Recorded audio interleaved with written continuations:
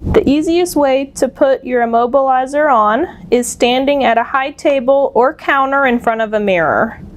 Place the immobilizer on the counter with all the straps on the counter where you can see them.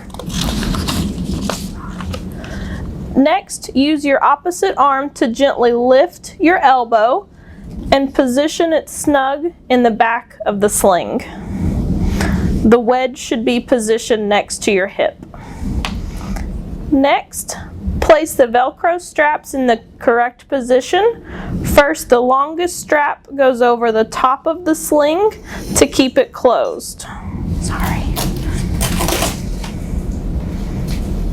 Next, the front V-shaped strap with the buckle closes the front of the sling. Last, the thumb strap should be placed comfortably around your thumb to keep your hand in place. Next, wrap the waist strap around your hips and place it into position in the front of your sling. Last, place the shoulder strap across your neck by either attaching the strap into the front of the buckle